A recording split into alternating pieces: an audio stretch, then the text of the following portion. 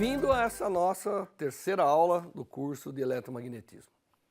Como nós vimos nas outras aulas, nós aprendemos do que se trata a eletricidade e o magnetismo, nós aprendemos a lei básica, a lei de Coulomb, nós entendemos o conceito de carga, falta de elétron, excesso de elétron.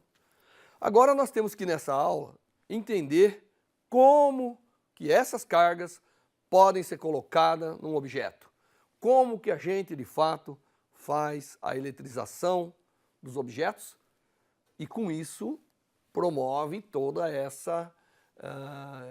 esse elenco de fenômenos elétricos que nós temos por aí.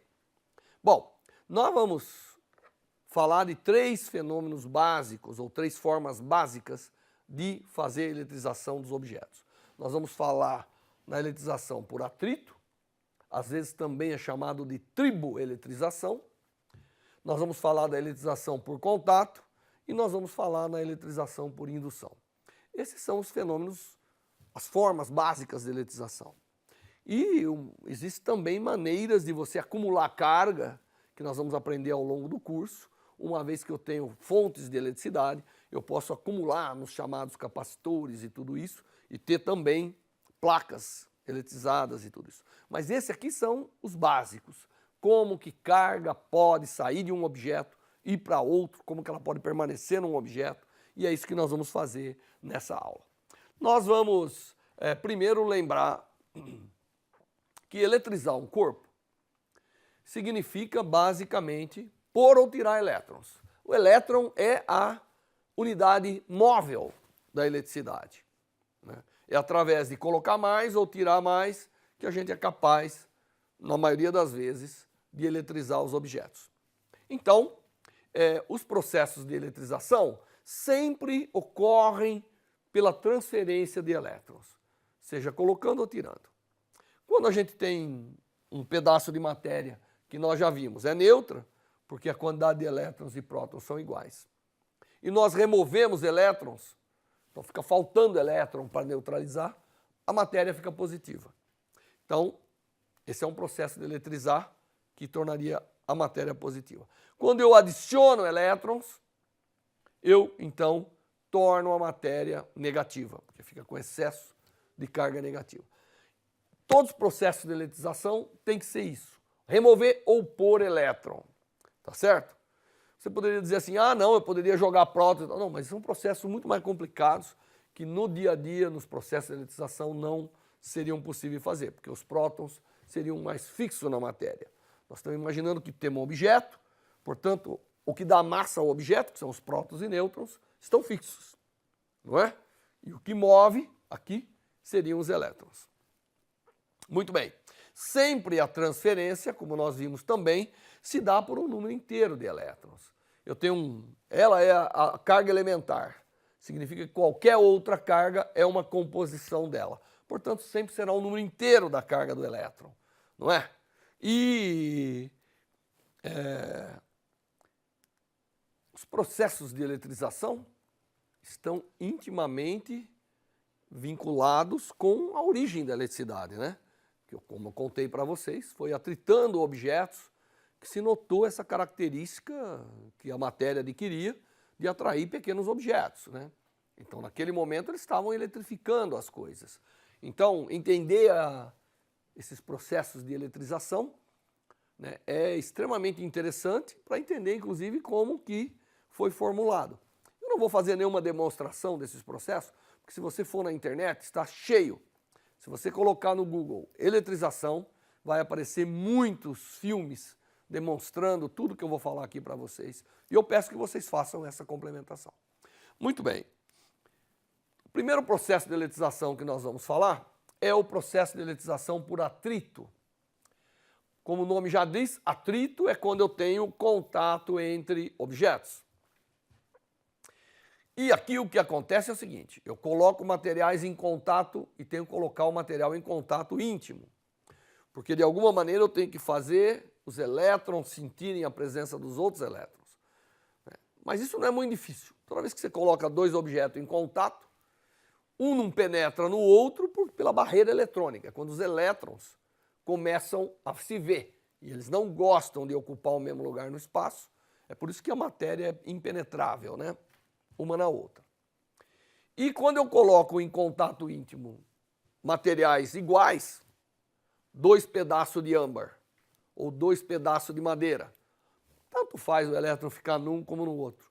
Então eu jamais vou conseguir eletrizar fazendo contato de objetos iguais, de mesma constituição. Eles têm que ser de constituição diferente.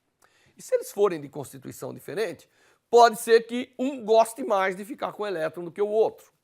Ou seja, pode ser que um material tenha uma afinidade eletrônica maior que o outro. E quando eu promovo o contato íntimo, por isso que eu tenho que atritar, o que acontece? Eu dou a chance do elétron tomar uma decisão. Eu vou para aquele outro que eu gosto mais, estou mais confortável lá, ele me acomoda melhor. Nesse momento, há transferência de carga à eletrização. Então, o princípio básico da eletrização por atrito é promover a condição onde o elétron possa tomar uma decisão para que lado vai. E, nesse caso, como materiais diferentes têm vontades ou afinidade diferente por elétron, pode ser que um dos materiais tenha mais condição de ficar com o elétron do que do outro, aí há a transferência de carga. Então, o atrito, na verdade, ele gera as condições de intimidade da matéria para que o elétron tome a decisão em que material vai ficar. Então, quando eu atrito essas duas porções, um material A e um material B neutros, a partir do contato íntimo, pode ser que há um desbalanço de carga. O elétron preferiu, nesse caso, ir para a substância A. O que vai acontecer? A substância A continua lá com seus elétrons que tinha, mas ela tinha maior afinidade, ela pode acomodar melhor outros elétrons, enquanto a substância B tem menos afinidade, ela perde. Então, a substância A ficou com excesso, ficou negativa, eletrizada, e a B ficou com falta, ficou eletrizada positivamente. A eletrização por atrito sempre vai gerar corpos, objetos eletrizados com cargas opostas, porque o elétron teve que ser transferido de um para o outro. Portanto, ficou com excesso num e falta no outro. Que materiais têm afinidade diferente por elétron? Tudo tem afinidade, tudo que é diferente tem afinidade levemente diferente. Mas tem alguns que têm uma afinidade muito diferente.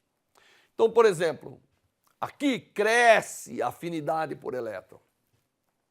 Se eu dissesse para um elétron, você quer ficar no vidro? Ele vai falar, quero. Mas se eu botar um pedaço de mica próximo do vidro, ele vai falar, não, prefiro a mica. Lã, ele prefere a lã. Pele de gato, por que a gente colocou pele de gato? Podia colocar pele de carneiro, mas pele de gato porque muitos lugares, livros falam da pele de gato que se atrita. Aliás, se você passar a mão no seu gato, provavelmente, né, a sua mão perde elétrons para o gato. Seda, algodão, madeira, âmbar, olha que o âmbar, ele está lá em cima, por isso que foi fácil para o Thales descobrir, porque o âmbar está lá embaixo. Quando ele atritava âmbar com lã, ele notava que, obviamente, o elétron ia para o âmbar. O âmbar ali estava ficando eletrizado negativamente e os pelinhos da lã ficavam positivos. Essa é uma escala de materiais que você encontra por aí. A celulose, pequenos pedaços de papel, está aqui ó, no fim, tem uma grande afinidade por elétrons. Quando eu atritar um da escala de maior afinidade com um de menor, se eu pegar um bastão de vidro e atritar com um tecido, o tecido vai ficar negativo e o vidro vai ficar positivo. Por quê? Porque o algodão tem maior afinidade por elétrons do que o vidro. E assim por diante.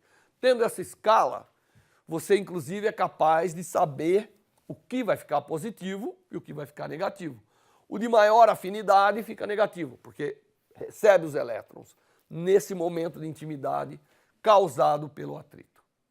Esse processo é muito importante, não porque só foi a descoberta da eletricidade, o início, mas como é uma maneira ainda muito utilizada. Às vezes a gente tem uns instrumentos mais complicados, uma roda de vidro que gira e tem ali pelos em contato.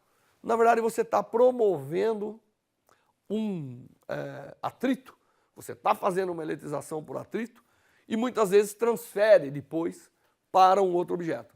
O acelerador Van der Graaf, ele trabalha dessa forma, tem uma borracha, uma cinta de borracha, que passa em atrito com um material, remove cargas, leva para a cúpula e deposita na cúpula metálica, também por contato com a cúpula metálica. Tá certo? Então, o processo de eletrização por atrito é extremamente utilizado em muitos equipamentos mais complexos do que simplesmente um pedaço de pano e um bastão de vidro, não é? Muito bem.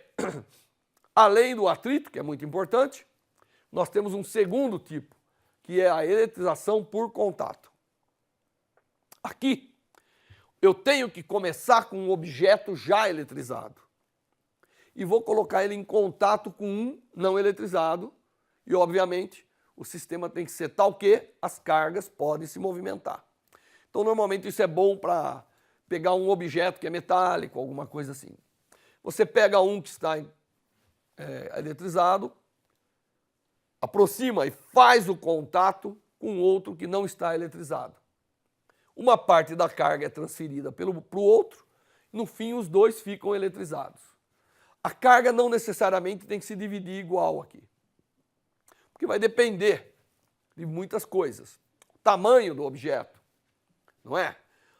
As características geométricas dele. Normalmente o raio de curvatura é importante para acumular cargas e tudo isso. Então, a quantidade de carga que vai de um corpo para outro vai depender muito da geometria, da capacidade, do tipo de material, não é? Nós vamos aprender isso, que é a capacidade de armazenar a carga, né? A capacitância do material e etc. Mas é um tipo também importante. Muitas vezes eu uso atrito, eletrizo uma esfera metálica, boto em contato com outra e divido as cargas. Uma parte da carga vai para outra, não é? Então esse é um processo de eletrização também muito utilizado, que você olhar aí, você vai ver diversos experimentos onde se demonstra essa transferência de carga de um objeto para outro. Existe também um método de eletrização que é chamado eletrização por indução. Aqui não há contato, mas aqui depende muito da habilidade das cargas se movimentarem no corpo. Então, em geral, ela é boa para corpos que conduzem eletricidade, são os chamados condutores, que nós vamos ver mais adiante no curso. Então, é bom para materiais onde a carga pode se movimentar.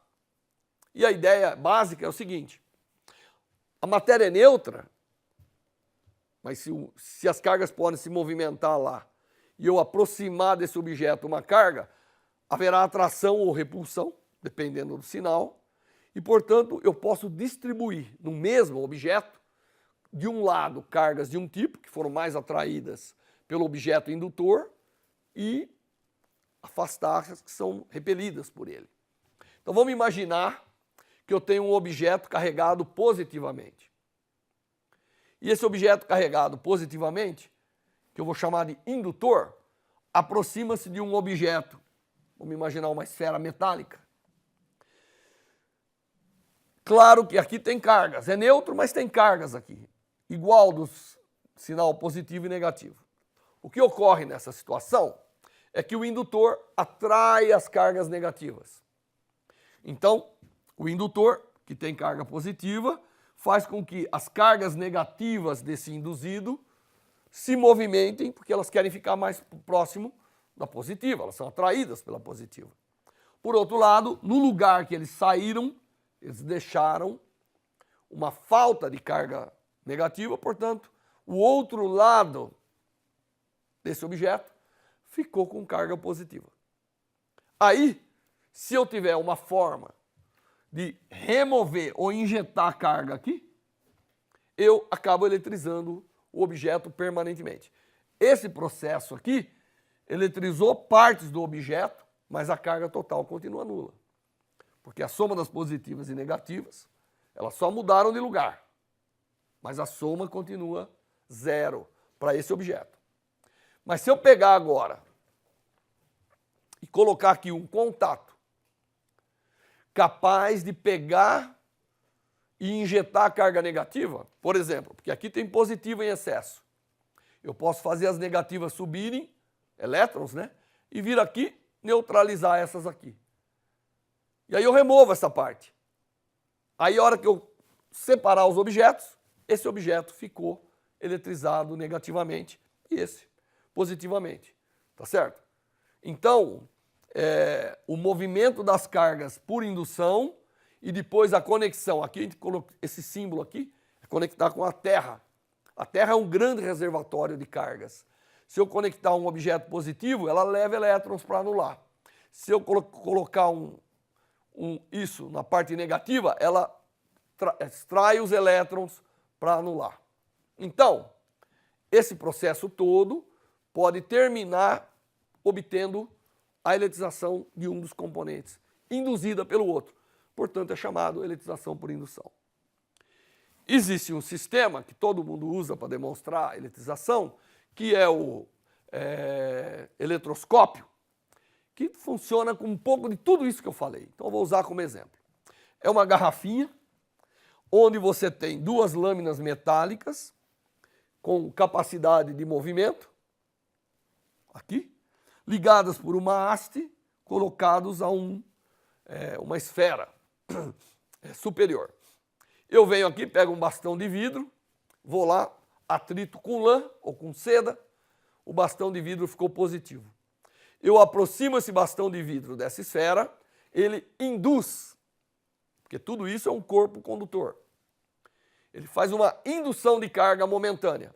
O que vai acontecer? Elétrons vão sair daqui, vão percorrer o condutor e chegar aqui, deixando a esfera aqui de cima do eletroscópio carregada negativamente.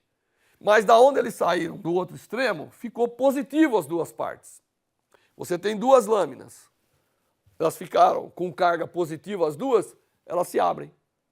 Tá certo? Então, se você olhar na internet, que tem muitas demonstrações de eletroscópio, você vai ver que quando você aproxima um objeto, as lâminas se atraem. E esse instrumento, essa garrafinha, foi muito utilizada para ver que os objetos tinham carga, porque independente do tipo de carga que eu coloco aqui na proximidade, ele induz a carga oposta e as placas do eletroscópio, as lâminas, sempre vão se afastar, independente de qual é a carga que está induzindo.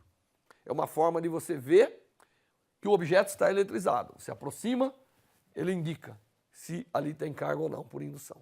Esse é um exemplo extremamente interessante, que é um exemplo clássico para você mostrar a eletrização dos objetos. Muito bem, o que nós vimos na aula de hoje? Nós vimos como produzir carga em um objeto, independente da sua forma, é claro. E nós aprendemos 3 dos muitos possíveis métodos de eletrizar. Nós aprendemos por atrito, eu expliquei como é a transferência de elétrons. Nós aprendemos por contato e nós aprendemos por indução. Esses são os 3 métodos mais importantes para a gente eletrizar o objeto e continuar o nosso estudo da eletricidade e do magnetismo. Nas próximas aulas, nós vamos dar continuidade, agora já sabendo como é possível colocar carga nos objetos. Até lá!